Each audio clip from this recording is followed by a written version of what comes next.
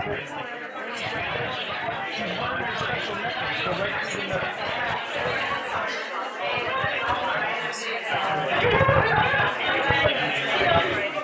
sticking to the theme, I'm going to take everyone back to 1650 Boston. So everyone has just, think Mayflower, everyone has just come over here from London.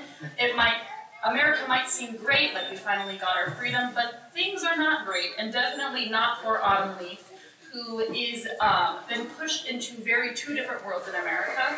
Her family was captured by Native Americans, and her mother was, we will get to that in the book, I won't spoil anything, but also she is not very accustomed to Puritan life and the societal implications that existed during that time.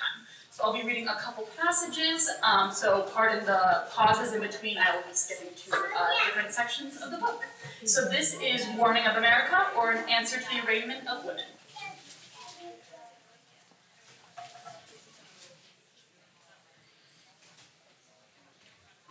I listen to the watery earth spin, and it ratchets me up. I think about opening my eyes, and the sleaze of society oozes back into my spirit, and I shudder down. Ugh. I exclaim out loud, thinking of the Boston civilization I live in. Methinks me not humane. Methinks me not human. I tell myself, spin, little girls, spin, spin, trying to get in sync with my Puritan society, the floating, tilted, and rolling Puritan world. I glance quickly down Charles Street toward the ominous Church of England, now franchised to America as the Church of Boston. It's drowning in a red tide of bricks, both horizontal and vertical. The clumsy crimson brick sidewalk and road are a bumpy, lumpy, and busy red graph that melts into towering townhouses. Under this red matrix, bricks fight clear-cut trees and amputated American roots that will not give up. The roots still smell like lush brown mud and green piney saplings snapping with antiseptic turpentine on a spring day. And here am I, a female facade, a flower in a rock garden desert. And if I drop the facade, society will drop me from the nearest tree with their Boston ballet, or perhaps a burning at their stake. But beforehand, they, the divine, Boston elect and elders, will hang me neatly, draw me correctly, and quarter me precisely, a witch or a whore, but most likely both. My head and body parts will be scattered about the countryside, yet the elders are only 2/3 right in accusing me of being an anarchist and an adulteress. Dear reader, pray I am also an artist as I write, drawing pictures, and share a June morning with you this fine spring day in 1650.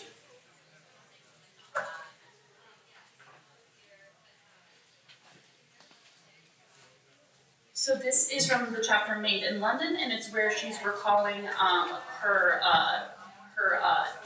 experience with the Native Americans. I focused in on my mother's burgundy cloak and her black clog uprooting green spinach. And when her clog passed in the air, it matched in perfect complementary harmony the red and yellow Lenape warrior headdress. As all things rose to this color theory synchronicity, this feathery convergence, the earth stopped spinning with me for a few moments before the Indians slayed my mother across and upon our white picket fence. From that moment, there was a ceasefire. This was the real. This was the other being murdered by nothing. Then I woke up at my neighbors, and my neighbors proceeded to cut my mother open and carve her up like a pig on a post. The Indians yelped and danced around in their gray, leaden, watery mist, dripping with my mother's red blood, singing, "Yeah, yeah, yeah, yeah." The shocking contrast threw me into another world. I felt a left brain to the right brain show my tiny life flash in front of me in a millisecond. I felt light and faint. I thought, this is to be. Before my mother's head rolled through her garden, I'm sure she thought an Indian tomahawk smashed her skull. For me, a fleeting moment, Annie, my mom, Must have smiled before that second terrorist chop came from what she saw out of the corner of her crushed, bloody eye. A shiny English axe embossed with "Made in London."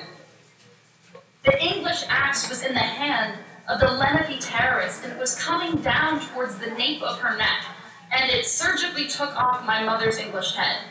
The royalist English were giving away their iron dome axes to the Lenape, Sunni, and Shani, or were the Americans giving arms to the Seneca and the Shia? I can never keep track. As it's always tribal warfare with American guns and English royalty. Whether the Shia and the Seneca are on our side today, or whether the Sunni and the Shani are on our side tomorrow, no one profits except the arms dealer. These dealers were stoking tribal and political warfare while English and Dutch imperialists waited in the smoky wings to pick over the half-dead fruit in occupied America. The English, okay with collateral damage and friendly fire, treated financial and physical axe options, hoping and hedging that the "Made in London" axe would end up lodged squarely in the Dutchman's blockhead. What a tragic comedy that must have been for my mother to realize that her death was a successful English trade war hit. The counterinsurgent direct hit that flip-flops between collateral damage and creative destruction. Regardless, some English or American dandy will then write my mother's free grace story into a play, and all of Britannia and America will chuckle. English thinking souls laugh heartily as they chit-chat about wagging tits, tongues, and torture with tea, coffee, and cookies.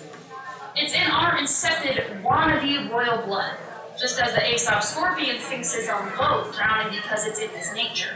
We, the white devil, dip our cookie in our tea or coffee and drown our soul. An English mistake? Not an honest question. But it is the perfect oxymoron. And not just because the local non-friendlies can't tell the difference between an English limey and a Dutch squarehead white devil, but because my mother, or pure womanhood, unapologetically realized Roger Williams' Providence was still a Boston-like town, a misogynist-like town in one hand, and in the other hand, Providence was lying to itself, portraying the branding lie that the Providence colony is a democracy with justice, freedom, and a Commonwealth government protecting the common man. This disingenuous royal traitor courtier character of the English man is a shame, but for the new American woman in Providence, an English dandy, a coxcomb jackanarchy, is a joke, a miscarriage of a man. My cheeky mother, with the ovaries of an orangutan, rightfully said, "Fuck," and went further into American womanhood. Annie left those blue dogs counting their beans and chewing on their bones in Providence. Annie went further into anarchy, adultery, and the arts. Annie went further into her free grace awakening. She went further into the woods of America. An English mistake. An oxymoron, or more correctly, an alpha moron, lives large in the new occupied zone, the new colony for democracy, the new Israel. The lawyerly apostles, with their fashionable liturgies and their policing deacons, pump and dump the lower and middle class meek until this rattle, until these unfashionable wheels waddle off their axle. Behind the upper middle class loyalists, the ugly and lower and middle class mob becomes undone. The servants and varlets drop an axe along their cart. Yellow sparks explode as rims of steel gouge the stone road as the wheel rolls off the highway, speeding through the weeds and over a guardrail into the Appalachian hollows. The ugly, the forgotten, the unfashionable thrown into the forlorn nether of the night. For the English, who really have no sense of selfless humor, an economic downturn or a great recession here or commodity divestment there is English humor.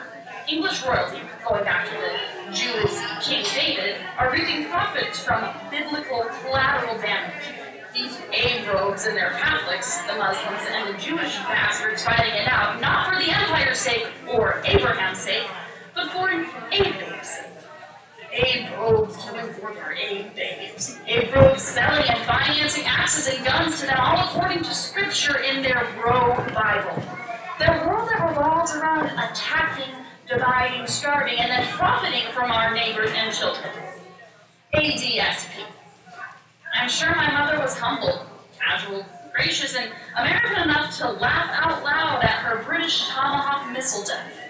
I'm sure Anne Hutchinson, my dead mother, entered with miraculous mordancy to the implicit and inaudible supernatural world, laughing out loud right in front of her maker, laughing with good nature at the simplicity of it all, laughing at and with her creator, which Americans seem born to. Thank you.